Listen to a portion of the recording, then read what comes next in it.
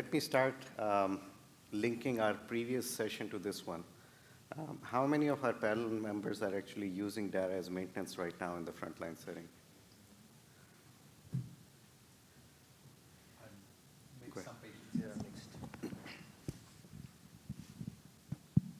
Yes, not everyone, and this is what I was alluding to before about how we are either going to do this or we aren't going to do this to get the same outcomes. But I would say that the days of doublet maintenance exist. We have historically chosen a proteasome inhibitor and an IMiD as our choice for doublet maintenance for our high-risk patients. I would say that, and probably with little data to support this, is that the CD38 replaced the proteasome inhibitor to some degree because of convenience, but also because we had Perseus and things supporting it. So do I do doublet maintenance? Yes, for my high risk. For my standard risk, I haven't yet done it. I'd say largely similar. I do use it in select cases, high risk perhaps, or significant residual disease after consolidation. I do tend to do DR. But I think the majority of my patients happen to be standard risk as ever. And for those, I'm comfortable using len only until we have some more data from the ongoing randomized studies for showing the value of dual maintenance versus single maintenance.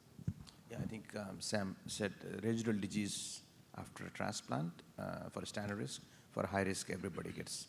Actually, for high risk, I tend to do triplet maintenance. I still give a Velcade at least for 2 years. So again, this is data-free, John. So. Yeah, so for the high-risk patients, we tend to use lenalidomide with a proteasome inhibitor. I think the Cassiopeia data, raises the doubts of, the value of the CD38 antibody in maintenance when it's been applied in induction and post-transplant consolidation. So when you look at patients in Cassiopeia that got bortezomib, thalidomide, and dexamethasone induction consolidation, there the dara maintenance, and again, this was just dara monotherapy, so take this with a grain of salt, was dramatic. The progression-free survival difference was really quite astonishing.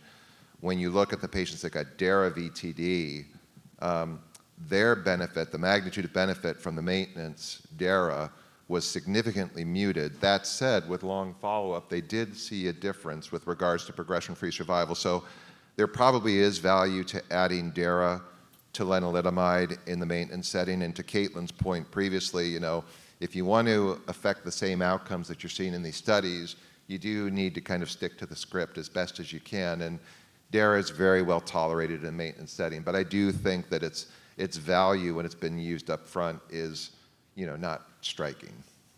All right, great. So even though we have these wonderful data and maybe a median PFS of 17 years, it's interesting to see that the practices vary and there is a lot of heterogeneity there. So any role for using MRD depth of response as a guide in standard risk patients to use one drug or two drug maintenance?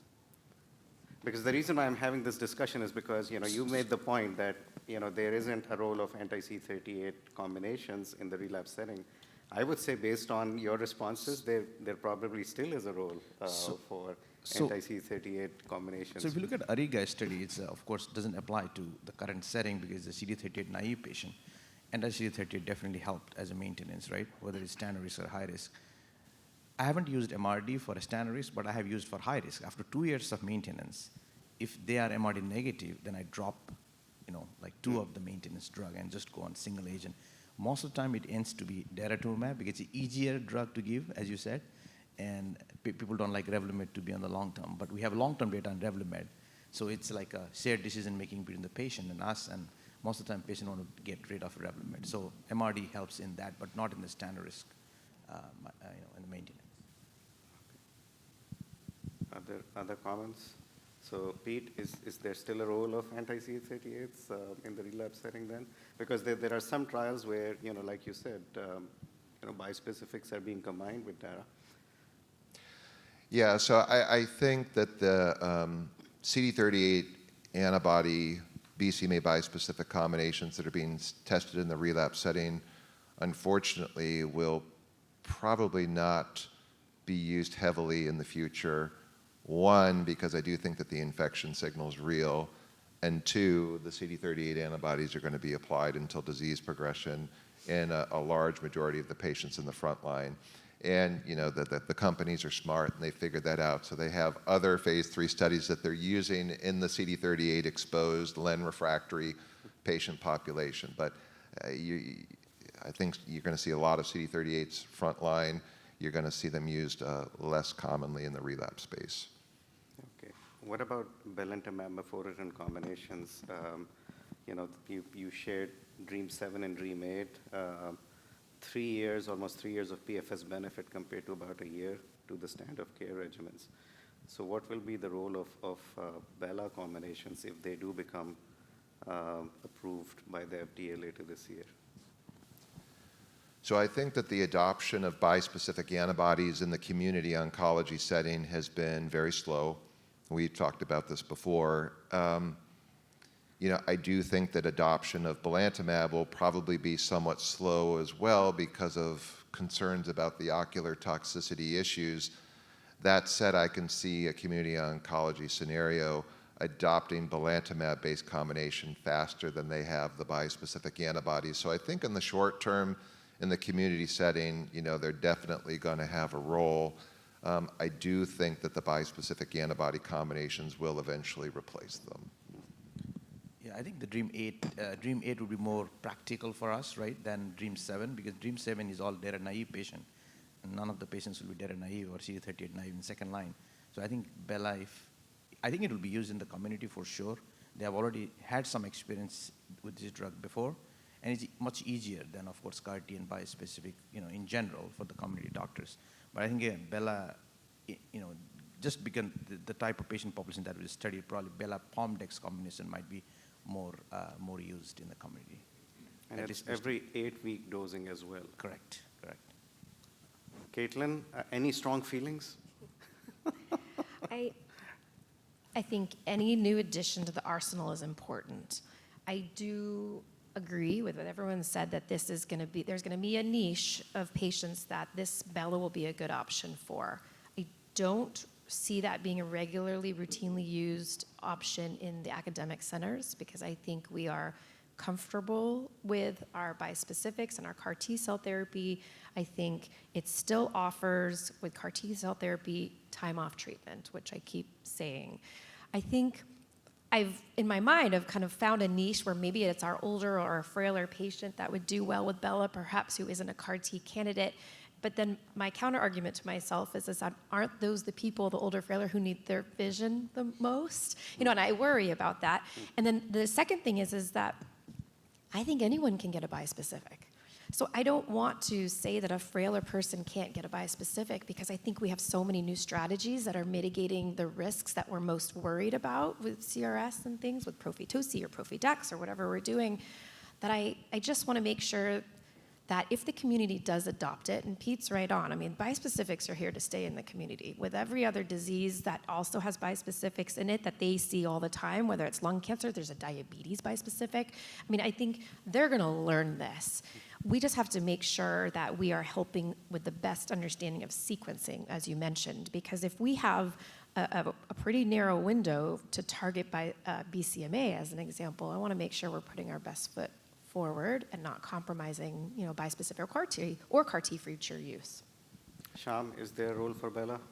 Yeah, so I think in the next 5 years, by the time patients get to second, and certainly by the time they get to third line, we will have triple-class exposed, triple-class refractory patients. So in that setting, it seems pretty clear that the next treatments will likely be a BCMA, at least based on current data, trispecifics, GPRC5D notwithstanding, would be a BCMA-directed treatment. And we will have soon 3 different options, a CAR T, a bispecific, either by itself or in combination, and a Bela-based combination. And I agree, Bela-PD seems like the most obvious combination there.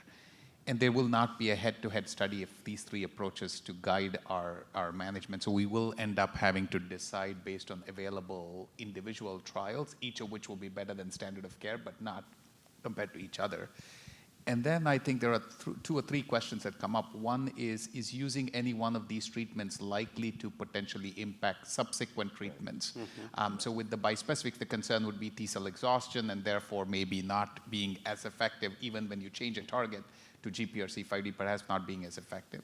With Bela, perhaps the concern would be long-term use, BCMA loss, affecting additional BCMA treatments down the line.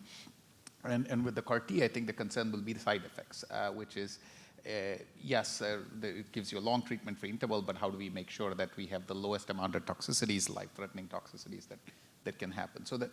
And then lastly, I think will be ease of access and availability, and Bela does have an advantage there, especially if you don't have a high volume, well-settled center. This is an outpatient treatment given every 3 weeks, every 6 weeks, every 8 weeks.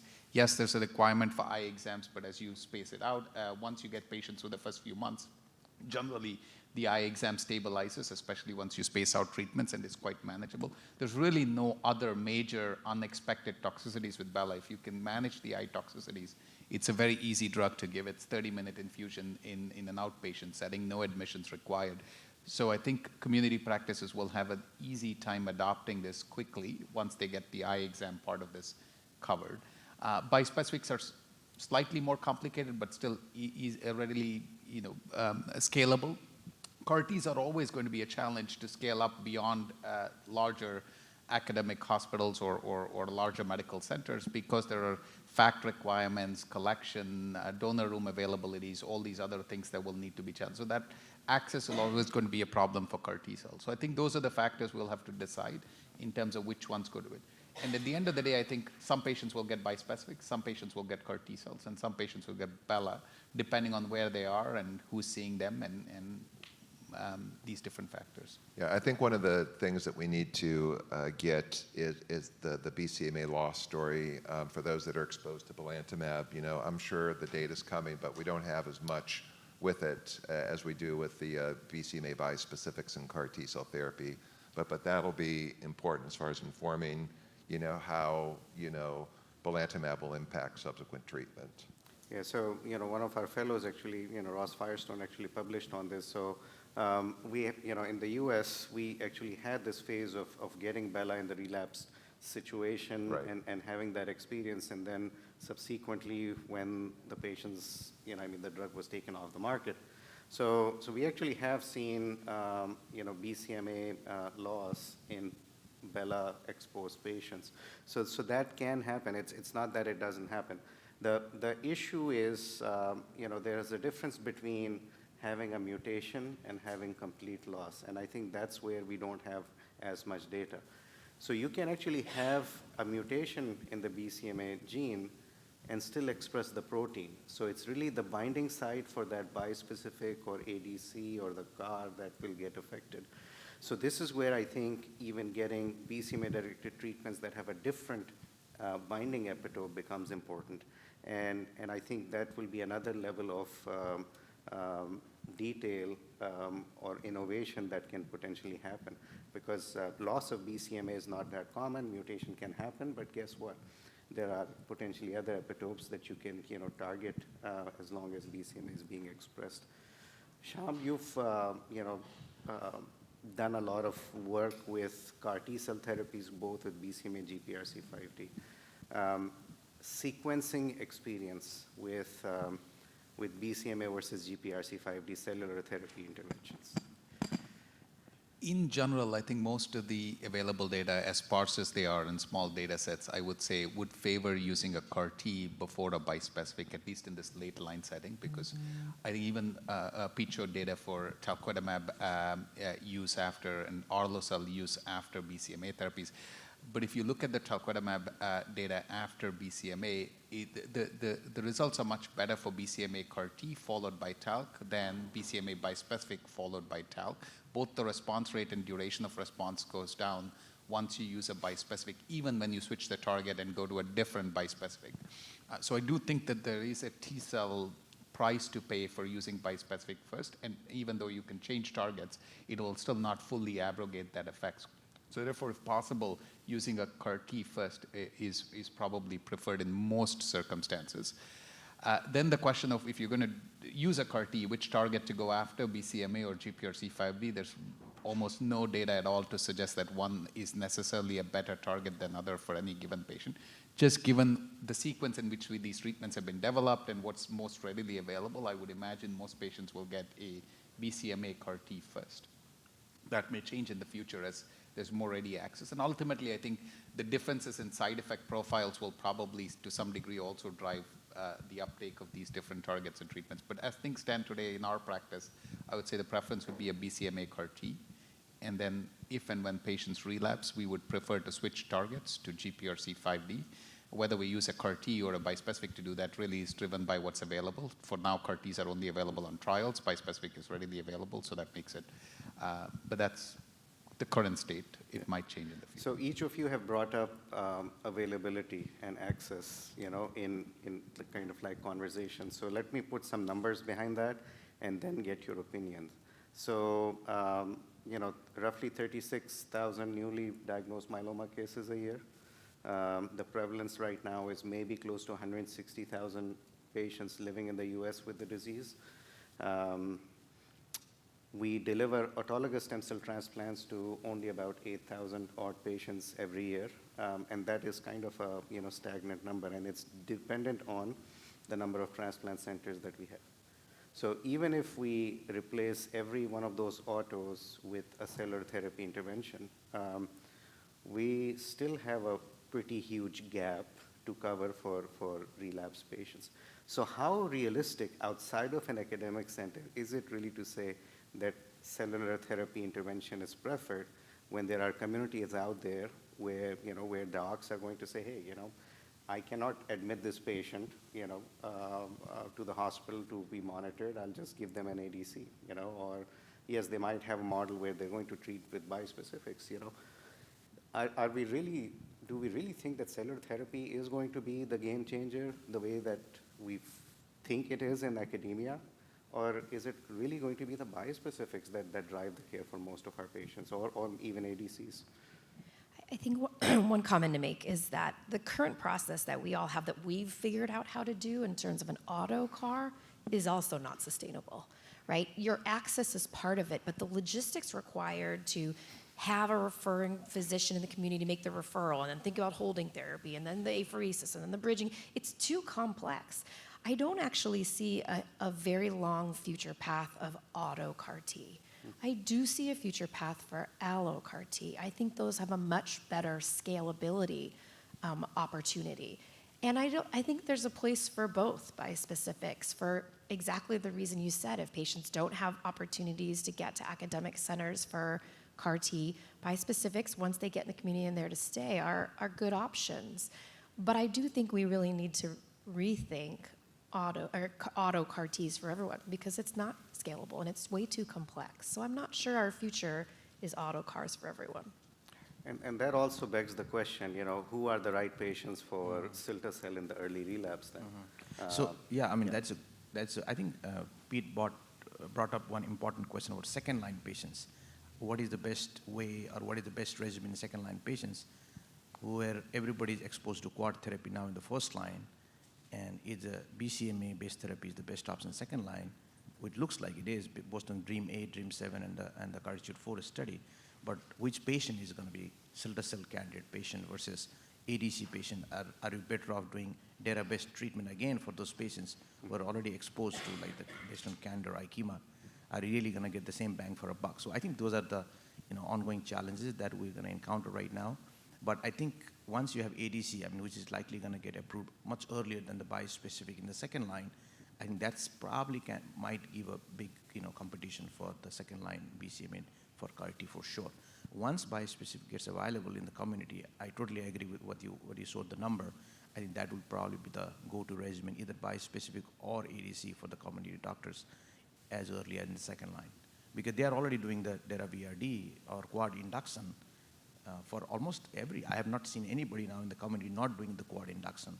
So that has been widespreadly adopted. Now in the second line, I think there will be a lot of appetite to use the BCMA-based therapy based on the data. So, Pete? So in first relapse, I do think, applying CAR T-cell therapy in that early relapse space, I agree it's complex, but it's not as complex as the heavily pretreated patient population. So it is a lot easier to onboard a patient onto cilta-cel or ida-cel in an early relapse setting because you've got drugs that you can control the disease before leukapheresis, during manufacturing, and you can have a much lower burden of disease going into therapy, so a smoother ride for the patients. So for first relapse patients, I mean, most of those that are showing up at our door now are progressing on len maintenance, right? So if they've had an expectedly long, remission the first go-around, standard risk disease biology, we're typically applying a CD38 antibody triplet to that patient population. If they're functional high risk, so they're relapsing sooner than expected, those patients we're having a conversation about cilta-cel. Okay. So hypothetical case, going back to the newly diagnosed setting. So it's the year 2014. You see a 57-year-old patient, start them on induction with VRD, collect stem cells for 2 or 3 transplants, give them high-dose melphalan, put them on len maintenance. It get discontinued after a year and a half because the patient is having side effects. And now you're seeing them today. So, they are just having their biochemical relapse.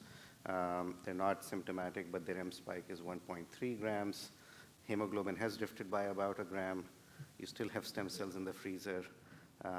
They have essentially been off therapy for 8 years. They did have translocation 11-14.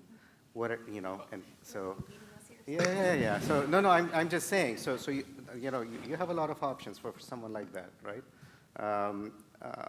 So they're 67 right now. So thoughts, how would you approach someone like that? Standard is 11, 14. Yeah, 11-14 patient. Yeah. You're watching the Hem/Onc Pulse Live, brought to you by Blood Cancers Today, a Fermetics property. For more content tailored to your therapeutic area, visit us at www.bloodcancerstoday.com. Who wants to take the stab first? You can do a lot of options for that patient. There are I so know. many options. My go-to option would be CD38 naive patient. So of course CD38 with the carfilzomib-based combination is probably the best one. You can go to DRD based on the Pollux study. You can even go back to Revlimid-based regimen, but I think he had some tolerance issues, so maybe I would not choose a Revlimid-based regimen. DKD would be the best option, immediate next option. I won't do venetoclax right now because it's going to be off-label. And I'll talk to him. If he's eligible, he wants to go for CAR-T, I think that's something that discussion has to happen at the time, and perhaps DKD would do the debulking and he can go to CAR. I mean, that's, I guess strictly speaking, not CAR eligible since not len refractory. Yes. Yes, technically, yes. Yeah, strictly so speaking, there's a yes. reason Because why they were not on I len put for that years. in there. Yeah. So, yeah. So essentially you have an exposed patient, but they're not really refractory to anything. Yeah. And they haven't had their transplant. I mean, so a transplant, a salvage transplant in this situation would be a highly appropriate option here. So doing a CD38 antibody triplet, and it might be DKD because of the toxicity issues with len in the past. But Just to DKD clarify the followed by case, a they did transplant. have a transplant, right? They did. The question is, Yeah, I guess so- could they have a second transplant given the very good response to the first transplant? So they had a transplant. They got, so post-transplant, they've been off therapy Gotcha. now for 8 years. Yeah. So, This comes up all the time. I have patients who, whether on or off len maintenance, have enjoyed a very nice durable remission. I have the conversation. This is particularly relevant, let's say, to the CD38 exposed people who had, upfront treatment and then they've been on len maintenance without ongoing CD38, and you've had a, let's say, 5-6 year remission after their first transplant. Have the conversation with them because many of them walk in and said, that transplant, I know what to expect. Let's do it again. Because you can talk about the cilta-cel data or ida-cel or whatever trial you may have, but sometimes patients choose the devil they know. And I don't think that's necessarily a wrong answer. When we have so many other new CARs that are coming, it's likely that they'll lose their transplant eligibility before they'll lose their CAR eligibility as well. So I'm not done with second transplants yet. all You right, know, I'm in your camp. I used to do a lot of second transplant in that patient like that, but I think the German data was a little bit, I would say, encouraging or discouraging both ways, convinced me not to do a second transplant or salvage transplant, because clearly it was inferior to RD, and even the long-term follow-up, there was not a benefit. So I think, before cilta-cel and before we had DKD, I think second transplant used to be the go-to after those, long remission. So one of the things that I worry a little bit about, not a little bit, a lot about, is the secondary hematologic malignancies that we're seeing in myeloma survivors. In CARTITUDE-1, it was pushing close to 10% of patients who got MDS or AML, which is significant, right? So when I'm strategizing about how to treat a patient in the front line, early relapse, et cetera, I'm also thinking about how can I mitigate their risk if I'm applying CAR T-cell therapy down the road. And I worry a little bit about the 2 transplant, knowing that I might treat that patient with CAR T-cell therapy later, and the potential impact that could have on the risk of MDS and AML down the line. So if this patient had not been transplanted up front, absolutely. I think, a second transplant, that's a harder one, but I do think it's perfectly appropriate to do. Okay, so a different scenario. So you have now a patient who's quadruplet induction therapy treated, VGPR is best response, collected stem cells but deferred transplant, wanted to just stay on maintenance treatment, but 6 months later they're having a florid relapse. What will you do? They did not have high-risk features at the time of diagnosis. You do restaging, they've got deletion 17p in 60% of the cells, just making stuff up. So what will you call that patient, and what will you do? So what we call, it is dynamic high risk or no, we don't know, because that is an, again, evolving area, because we clearly know that within 3 years of triplet followed by transplant used to be high risk. There is a conventional high risk, conventionally we used to call, but in setting of a quad exposure, what is the timeline that we say that this is a high risk, early functional relapse? We really don't know that. That is something that we definitely need to get the data. But, if you had said 3 months, it would have been quite easy answer, but see, you said 6 months, so you could go either way. You could go transplant or cilta-cel in that case, in my opinion. Sorry, if it was 3 months, what was the answer? 3 months would have been very, very easy, because much earlier after quad exposure, you're relapsing, so probably go to cilta-cel, because those are the patient functional high risk that, that we saw in the CARTITUDE-4, they had to be exposed within 36 months, right? That was the eligibility criteria, and you relapse, and you did very well with the second line cilta-cel versus the other treatment. So I think, again, with the caveat that the transplant was not compared in that comparator arm, so I would have done cilta-cel, but 6 months is either way. It's a tough one. I think you can make a compelling case for either doing a transplant or CAR-T. I personally probably would do a transplant if I can get them, not because I think it would be extremely durable, but this is probably the last window to do the transplant in a young person. If they go on to CAR-T, and I think the further you wait, the transplant is essentially off the table altogether. There are patients who have high-risk disease who are quite MEL sensitive, so I do like to give that as a shot, with the idea that there's hopefully ready access to CAR T cells as the next line if it doesn't work. If it does work, they get a long, hopefully, runway. But it's a tough question because of DEL17, early relapse. This patient is unfortunately not going to have a very long window for switching treatments from one to the other. So, would you consider one of those phase 3s that were listed on Pete's second last slide? Oh yeah, sure. I mean, if trials are an option, yes, I think many of those trials would be a good option for a hypothetical patient of this kind. But they're randomized trials. But so they're the chance of getting into suboptimal. That's what I'm getting at. So would you think about any of those standard of care arms, for your patient? Fair. No, because the standard of care arms are all DARA-based, I guess, in many of those studies. So actually, I take that back. I guess I wouldn't put them on those trials. I forgot about the control arms, but yes. So that also speaks to the bias we have, when we offer those trials to patients, and we kind of select out, patients who we think won't benefit as much from the standard of care arm. Pete, thoughts? No, you're absolutely right. I think, that there's always going to be, kind of the treating investigators, pre-eligibility screen, right? And it's going to bias, the study towards, better risk patients. Because knowing, like this particular example is extraordinarily high risk based on what you've described. And, you might want to use one of those standard of care platforms to bridge them to transplant or CAR T, but you're not going to use that as their definitive therapy for sure. So there's going to be a paucity of those patients in these phase 3 studies for sure. Yeah, so I suspect we're going to have a group of patients who are going to do exceptionally well with the quads, plus minus transplant, and 1-2 drug maintenance approach. But then the relapses we'll have, a lot of them will be in the first 2 years, kind of like this. So, that's where I think these trials won't help, but we'll be relying a lot on the real world evidence that and learning from each other's practices, honestly. Yeah. So there's going to be a lot of value to large data sets and looking at those patterns. Yeah. All right, this was an awesome discussion. Are there any questions for us?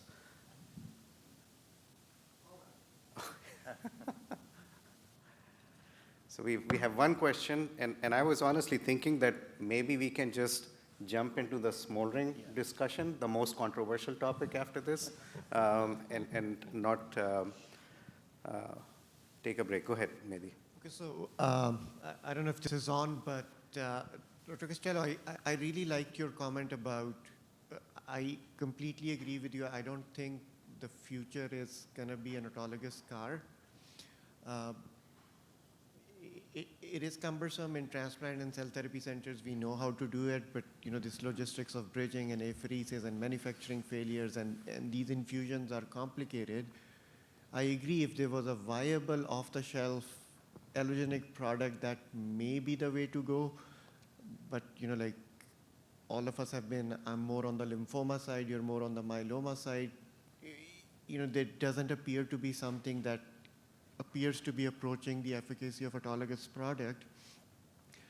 And then there is a new kid on the block, which is the in vivo CAR T, and I wanted to pick your brains about it because there are people who are very excited about in vivo CAR T, and whenever I hear about it, my heart drops because we are talking about a product we have no control over which cells are going to be transduced, what the transduction efficacy is going to be, how are these cells going to expand, what is their sort of like replication potential is going to be, and how would you control sort of like, if it works, how do you control sort of like uncontrolled transduction and expansion? So I'm curious to hear about your thoughts about what would be the off-the-shelf thing. Is in vivo CAR T, is that a pipe dream, or like what are the risks associated with it? Because we are thinking about it, but we are not thinking as much about the risks.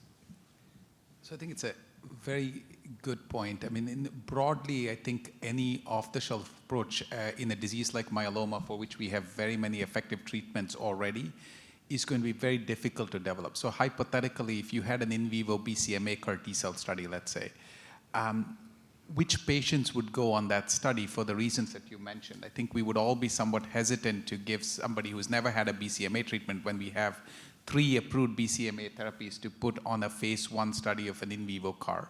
So then you're looking at putting patients who are quite relapsed and refractory, who've already had a CAR or a bispecific to 1 or more targets into these studies. And if the study doesn't perform very well, you're left with the question, is it because you treated very advanced patients and therefore did not perform well, or is it an indictment of the platform of in vivo CARs themselves?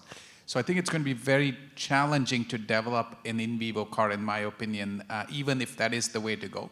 How do we demonstrate that? That's the challenge that many allogeneic CARs are facing, which is that there is some efficacy, in some cases quite good efficacy, but probably not as good as, or perceived to be not as good or as durable as autologous CARs, which is then leaves this gray zone. Are you going to accept an off-the-shelf CAR, which is somewhat effective, but maybe not reaching the levels of efficacy that an auto CAR does? It has the advantage of being easy, but it still is a cellular therapy. It still can only be done in a certain number of places, and you have bispecifics that are similarly off the shelf, but continuous treatment. So I do think that there is a huge challenge in developing new platforms like in vivo CAR in diseases like myeloma, for which there's already plenty of treatment choices. At least in the US, but ex-US, you can still do the trial and try to see.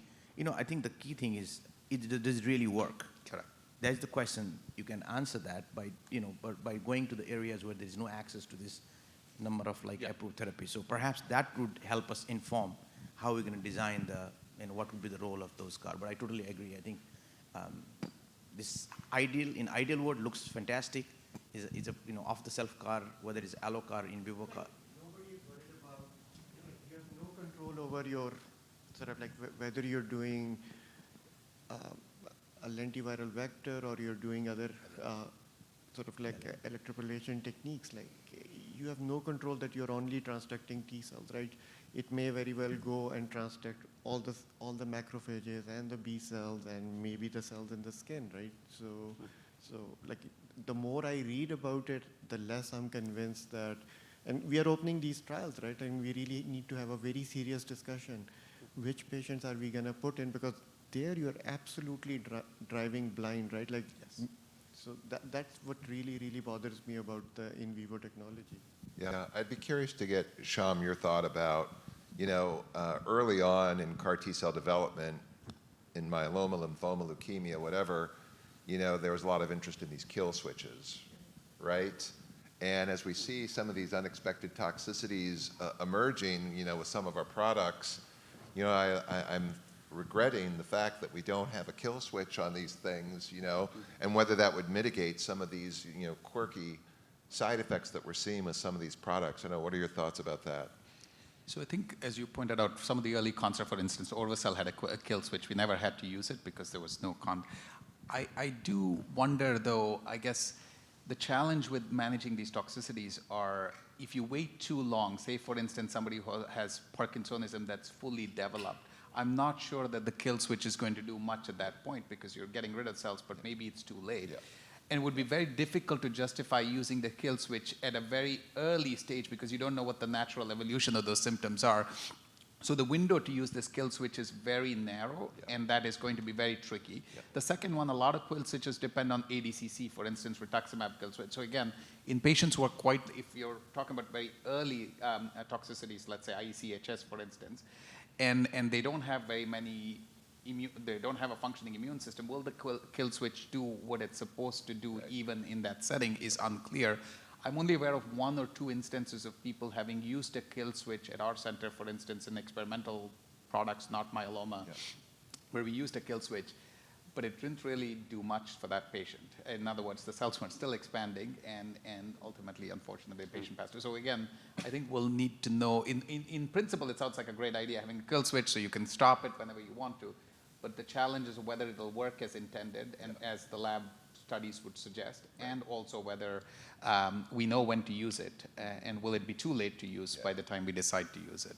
Yeah, so totally. And we had an allogene CAR, and we had a patient came with the diarrhea after a month, and we thought it was GVHD, so we wanted to give it rituximab, but same thing at what Sam said, it was probably too late. The patient had CMV colitis and all those things, so I think it doesn't work in our experience. All right, wonderful discussion, good question, Mehdi. And we will close the relapsed myeloma session.